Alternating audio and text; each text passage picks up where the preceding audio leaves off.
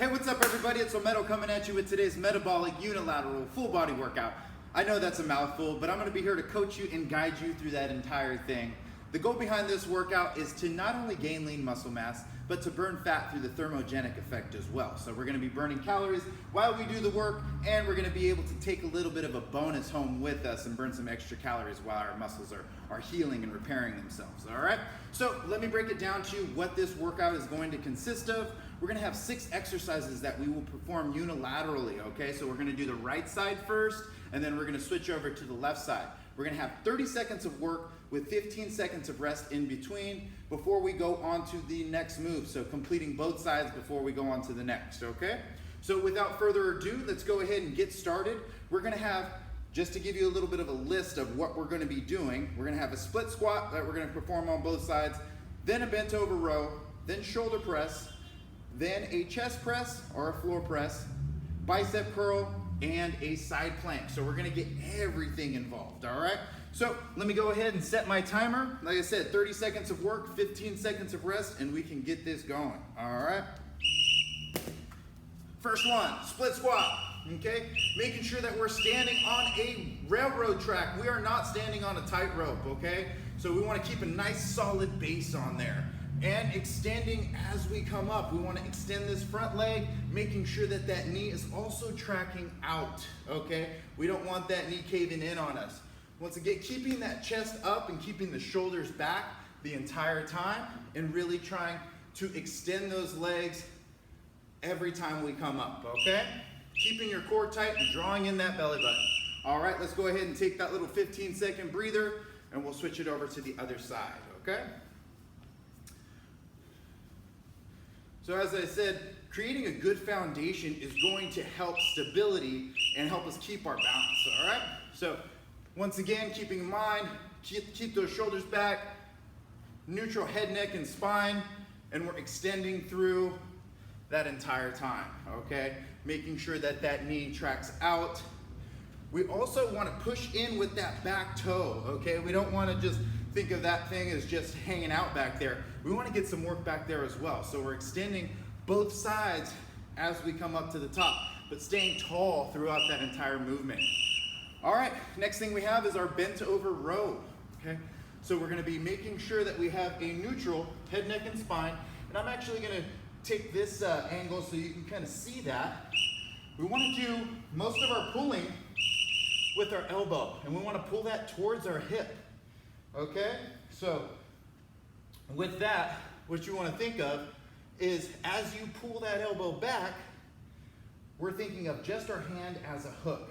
We don't want to start taking that dumbbell up towards our armpit, because then we're losing a lot of lat engagement that we can get from taking that elbow straight back and that hand towards the hip. All right. I don't want you to forget about your lower body on this move. I know it's an upper body or a back move, but we really want to stay stable with our feet, okay? And I use a term called tearing the paper, which really forces me to kind of get my weight going to the outside of my feet, and once again, pulling with that elbow. If you're wondering what to do with this hand, I don't like it when we set that hand on our thigh, so we can bring that out here, just to help keep those shoulder blades retracted throughout that entire movement. Feel a little bit of a stretch as you come down, but don't let that shoulder dip, okay? So we want to feel all of that in the lat and a little bit of the upper back. All right, taking that breather, going into our shoulder press next, okay? With our shoulder press, there's a couple of different ways. If you have any shoulder issues, I would refrain from externally rotating and use more of a neutral grip, which I'll use throughout this, okay? As we're pressing up, we not only want to think about the dumbbell traveling up over our head, but we also want to think about what it's doing on the way back down. Don't let gravity take control. We want to really pull that back into ourselves, okay?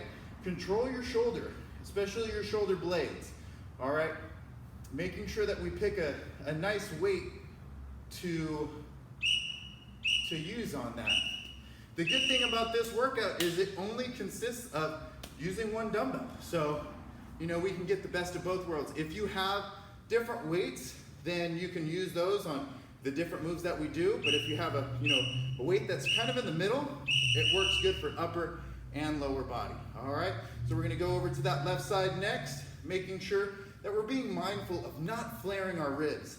As you fatigue, your body wants to lean back. Your body's always trying to look for ways to make it easier on yourself, okay? So we wanna really keep those ribs tucked and keep those abs flexed, okay? Don't let those ribs flare, because then you'll get a bunch of stress on that lower back that we don't want, okay? All right, taking that little breather. During that time, we're gonna go into our floor press next. Okay, so with this one, we want our back nice and flat up against the ground, and we want to keep a 45-degree angle in that elbow. If this was 0 degrees, if you're looking at me from this side, and this was 90, we want it right in the middle, okay? And you can even get the angle of your dumbbell following that, okay? Make sure your back stays nice and flat on there and taking it through the full range of motion. The good thing about a floor press is that it limits you to stressing out your shoulder. You don't have to stress your shoulder because you're limited by the floor, okay? A lot of times when we're performing chest presses, it's a little bit taxing on that shoulder, and this prevents that, all right? So we'll switch it over to the other side, really thinking the same concept as our shoulder press. We're not only worrying about pressing it out, and we're not only focused on pressing it out, but what are we doing as we're bringing that back in, okay? So make sure that you're bringing that back into your body and you're in control both ways, okay? Because we don't want gravity to take over on any of these lifts. We're in control. Your brain is what tells your body what to do, right? And a lot of these workouts that we're gonna be doing, it's gonna be all about mindset, okay? And, getting past those fatiguing points, right? Because we all know that the workout starts to get challenging as those sets and those reps start to add up, okay? Next thing we're doing is a hammer curl, okay? So we're just going to really make sure that we're locked in. I know it's an upper body move, but that doesn't mean that your lower body shouldn't be involved, all right? So starting with that right side, keeping a strong wrist, strong grip on that. We're only moving from the elbow. We're not swinging that thing back and forth. We're really controlled with that movement. Okay? Once again, fighting against that gravity. That eccentric portion of the lift, or the lengthening, right? When that muscle starts to lengthen, that's where we get stronger. And you can even feel that by slowing down that pace. You don't have to rep these things out. If what you're looking for is definition and you want to really start to, try to get, maybe you have lighter weights and you really want to rep those things out, then go ahead. But if your main concern is strength, then we want to make sure that you're going through that the entire time and taking it nice and controlled. And I did a little bit extra on this, but who doesn't need a little bit of extra bicep curls in there, all right? So we'll keep on going. Once again, keep those shoulders back, okay? We don't want any rounded shoulders. Also keep your chest up. Limit that swing as we're coming up and really get a nice squeeze up at the top, okay? All right, then we're gonna go into our side plank. Side plank is next, okay? So with this, there's a couple of different ways that you can perform this. We can go into our knees, or we can extend all the way out, keeping a straight line throughout our body, okay? So bringing that arm up, if you want an extra challenge, then we're bringing this up to our hand, okay? So making sure that the hands, elbows, and shoulders are all in a straight line, and also in a straight line from our head, hips, and heels, all right? We're gonna go ahead and switch it to the other side. Once again, a modification to this is kneeling, where we're just up on our knees and on our elbow. Then we can take it into a elbow, okay? Or if you're ready for that next step, we're taking it all the way up to our hand, keeping those feet locked in together, okay? Making sure that the head, hips, and heels are in a straight line, squeezing the glutes, squeezing the quads, making sure that that core is engaged, all right?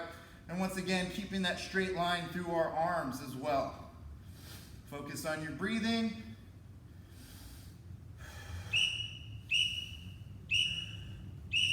All right. We're gonna go through that one more time. We're gonna go through a little bit of a burnout session. So, starting with those split squats. All right, so once again, starting with that right side first, okay? Let's rep these out this time. So with our second time through, we're gonna definitely be feeling that fatigue set in. So this is where it's important to be mindful of your form and your breathing, okay? You don't wanna hold your breath at all during any of this. If you're wondering why I have my arm out there, it helps me keep those shoulder blades retracted, helps me keep my chest up, all right? Taking that little bit of a breather. Remember, we want that front knee to track out at all times. I'm gonna get you a little bit of a different angle so you can see my, my alignment. All right, so chest up, shoulder blade back, and we're extending through both legs. All right, as you come up, we're extending. And as I stated earlier, if you have any, heavier weights, you can use those for the lower body, but I guarantee you with this one, you don't need a lot of weight, okay? We're really controlling, like I said, that eccentric portion, that lengthening portion of our move. All right, going back to bent over rows. So with those bent over rows, we wanna make sure, still, as I always keep on saying, even though we're working upper body, we still want to keep in mind what our lower body's doing and vice versa. All right, so setting up, tearing that paper, getting in almost like a deadlift position, that hinging those hips back, and then pulling that elbow back, bringing the handle towards our hip, okay? Get a nice little squeeze up at the top, and then let that down nice and slow with the stretch at the bottom. Throughout that entire time, your hips and your glutes and everything else should still be engaged, okay? It's really important to create a good foundation, a good solid foundation, because we don't want any energy leaks. And what I mean by energy leaks are, your arm just kind of hanging down or one of your legs not fully engaged. So we want to really make sure that we're keeping everything with a certain amount of tension, okay? That'll help not only support the spine, but really get us to isolate what we're trying to isolate, and that's that lat, okay? And that whole surrounding back area. Like I said, it's gonna be getting a little bit rough right now, so make sure that you're taking those deep breaths, really controlling your breath during those 15-second periods, okay? Going into shoulder press next. So setting that up, creating a stable foundation, abs tight, ribs down, chest up, and we're just bringing that all the way up and pulling that back down into ourselves, okay?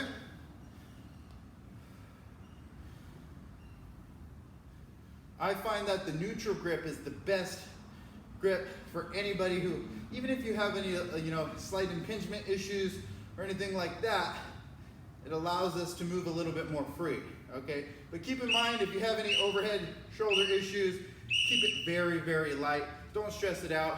Some of us may even be just using our arm to just create that range of motion. All right? Going over to the other side, same thing. We're locked in. Keep a nice shelf on that elbow and pressing through.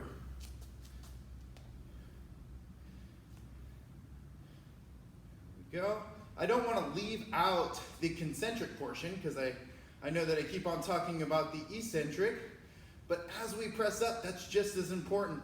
But I'm talking about the eccentric portion of that movement as far as strengthening goes, all right? As far as lengthening those muscles and getting those bonds to break a little bit more, okay? All right, next thing we have is our shoulder press. Okay, going on the ground again for that. Once again, keeping that 45-degree angle, back flat up against the ground, and getting a nice squeeze on that concentric portion. Okay, squeezing that on the way up, and then controlling that on the way down, okay? We're always under control of the weights. You control it. Don't let the weight control you, okay? we go, press it all the way through. Doing a great job at home. I know it's starting to catch up a little bit, but we're almost there, okay? We're approaching that tail end. Switch it over onto that left side, and we're pressing through, okay? You guys are doing a great job at home.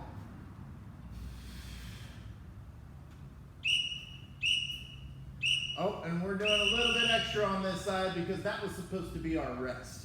All right, so extra reps on my left side. I need it anyways, okay? So we'll keep on going through, pressing that in, and then pulling that back down to ourselves. Keep your abs tight. I don't want you to think that you want your abs loose at all. We want to make sure that we're drawing that belly button in and bringing that back, that lower back to the mat, okay?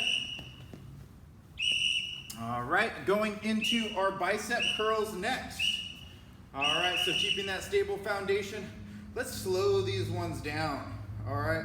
We're doing our hammer curl, which gets a lot more of our forearm involved, so we want to make sure that we're being controlled. If you just want to isolate the biceps, I would say turn that bicep curl out and still control it on the way down, okay? But in my opinion, this gets everything, all right? You're getting a little bit of forearm, getting a little bicep on there, okay? Don't forget about locking in that core during the whole time, whether we're doing upper body or lower body, okay? Sun's out, guns out. All right, let's switch it over to that left side. Really trying to get that elbow nice and tight to our body, okay? Don't let it flare out at all. Try not to swing. You know, using any momentum to get that up isn't gonna really get us what we wanna get, right? We just wanna isolate that bicep and that forearm.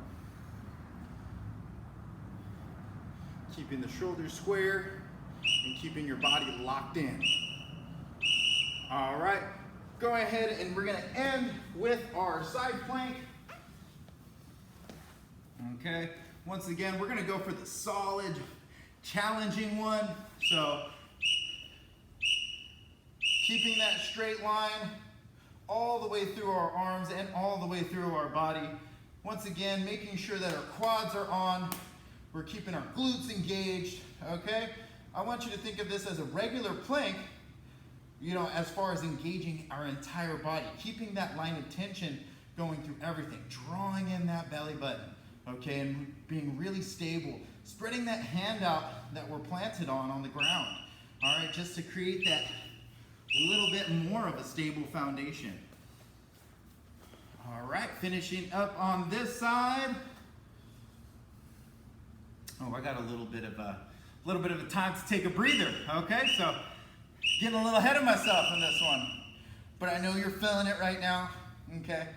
So I just want to say you've been doing a great job this whole time. Keep it up. Stuff like this, especially when it's strength and conditioning, is not always the easiest, so give yourself a nice pat on the back, well, after you're done with this plank, but you get what I'm saying. All right, we got 5 more seconds. Locking that in. All right, everybody, thank you so much for joining me.